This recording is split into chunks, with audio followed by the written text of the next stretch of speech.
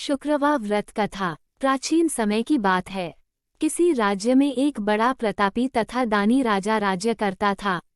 वह प्रत्येक गुरुवार को व्रत रखता एवं भूखे और गरीबों को दान देकर पुण्य प्राप्त करता था, परंतु ये बात उसकी रानी को अच्छा नहीं लगता था। वह न तो व्रत करती थी और न ही किसी को एक भी पैसा दान में देती थी और राजा को भी ऐसा करने से मना करती थी। एक समय की बात है, राजा शिकार खेलने को वन को चले गए थे। घर पर रानी और दासी थी। उसी समय गुरु बृहस्पतिदेव साधु का रूप धारण कर राजा के दरवाजे पर भिक्षा मांगने को आए। साधु ने जब रानी से भिक्षा मांगी तो वह कहने लगी, हे साधु महाराज, मैं इस दान और पुण्य से तंग आ गई हूँ। आप कोई ऐसा उपाय बताएं जिससे कि सारा धन नष्ट हो जाए और मैं आराम से रह सकूं। बृहस्पतिदेव ने कहा, हे देवी, तुम बड़ी विचित्र हो। संतान और धन से कोई दुखी होता है। अगर अधिक धन है तो इसे शुभ कार्यों में लगाओ, कुंवारी कन्याओं का विवाह कराओ, विद्यालय और बाग बगीचे का निर्माण कराओ, जिससे तुम्हारे दोनों लोग सुधरें। परंतु साधु की इन बातों से रानी को खुशी नहीं हुई। उसने कहा, मुझे ऐसे धन की आवश्यकता नहीं है जिसे मैं दान दूं और जिसे संभालने में मेरा सारा समय नष्ट हो जाए। तब साधु ने कहा, यदि तुम्हारी ऐसी इच्छा है तो मैं जैसा तुम्हें बताता हूँ तुम वैसा ही करना। बृहस्पतिवार के दिन तुम घर को गोबर से लीपना, अपने केशों को पीली मिट्टी से धोना, केशों को धोते समय स्नान करना, राजा से हजामत बनाने को कहना, भोजन में मांस मदिरा खाना, कपड़ा धोबी के यहाँ धुलने डालना। इस प्रकार 7 बृहस्पतिवार करने से तुम्हारा समस्त धन नष्ट हो जाएगा। इतना कहकर साधु रूपी बृहस्पतिदेव अंतर्ध्यान हो गए। साधु के कहे अनुसार करते हुए रानी को केवल 3 बृहस्पतिवार ही बीते थे कि उसकी समस्त धन संपत्ति नष्ट हो गई। भोजन के लिए राजा का परिवार तरसने लगा। तब एक दिन राजा रानी से बोला, हे रानी, तुम यहीं रहो, मैं दूसरे देश को जाता हूँ, क्योंकि यहाँ पर सभी लोग मुझे जानते हैं, इसलिए मैं कोई छोटा कार्य नहीं कर सकता। ऐसा कहकर राजा परदेश चला गया। वहाँ वह जंगल से लकड़ी काटकर लाता और शहर में बेचता। इस तरह वह अपना जीवन व्यतीत करने लगा। इधर राजा के परदेश जाते ही रानी और दासी दुखी रहने लगी। एक बार जब रानी और दासी को 7 दिन तक बिना भोजन के रहना पड़ा तो रानी ने अपनी दासी से कहा, हे दासी, पास ही के नगर में मेरी बहन रहती है। वह बड़ी धनवान है, तू उसके पास जा और कुछ ले आ ताकि थोड़ा बहुत गुजर बसर हो जाए। दासी रानी के बहन के पास गई। उस दिन बृहस्पतिवार था और रानी की बहन उस समय बृहस्पतिवार व्रत की कथा सुन रही थी। दासी ने रानी की बहन को अपनी रानी का संदेश दिया, लेकिन रानी की बड़ी बहन ने कोई उत्तर नहीं दिया। जब दासी को रानी की बहन से कोई उत्तर नहीं मिला तो वह बहुत दुखी हुई और उसे क्रोध भी आया।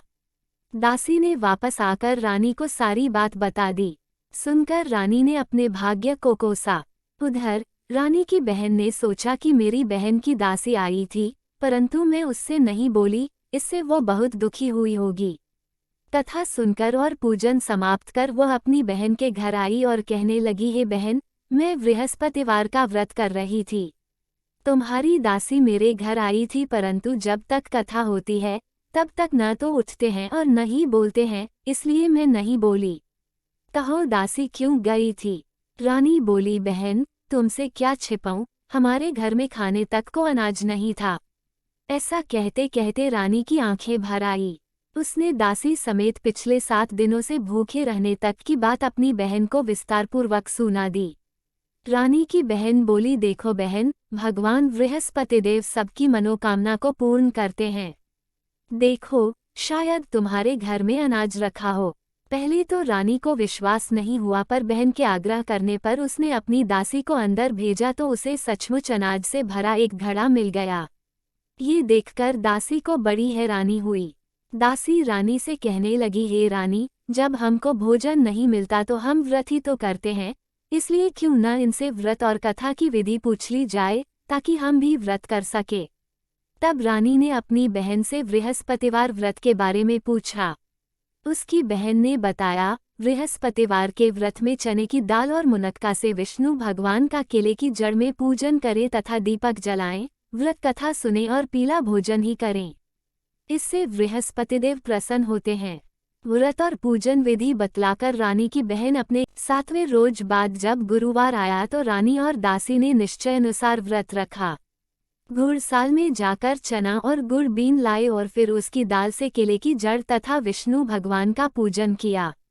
अब पीला भोजन कहाँ से आए, इस बात को लेकर दोनों बहुत दुखी थे। चूंकि उन्होंने व्रत रखा था इसलिए गुरुदेव उन पर प्रसन्न थे, इसलिए वे एक साधारण व्यक्ति का रूप धारण कर 2 थालों में सुंदर पीला भोजन दासी को दे गए। भोजन पाकर दासी प्रसन्न हुई और फिर रानी के साथ मिलकर भोजन ग्रहण किया। उसके बाद वे सभी गुरुवार को व्रत और पूजन करने लगी। बृहस्पति भगवान की कृपा से उनके पास फिर से धन संपत्ति हो गया, परंतु रानी फिर से पहले की तरह आलस्य करने लगी। तब दासी बोली, देखो रानी, तुम पहले भी इस प्रकार आलस्य करती थी, तुम्हें धन रखने में कष्ट होता था, इस कारण सभी धन नष्ट हो गया और अब जब भगवान गुरुदेव की कृपा से धन मिला है तो तुम्हें फिर से आलस्य होता है। बड़ी मुसीबतों के बाद हमने ये धन पाया है, इसलिए हमें दान पुण्य करना चाहिए, भूखे मनुष्यों को भोजन कराना चाहिए और धन को शुभ कार्यों में खर्च करना चाहिए, जिससे तुम्हारे कुल का यश बढ़ेगा, स्वर्ग की प्राप्ति हो और पितर प्रसन्न हो। दासी की बात मानकर रानी अपना धन शुभ कार्यों में खर्च करने लगी, जिससे पूरे नगर में उसका यश फैलने लगा।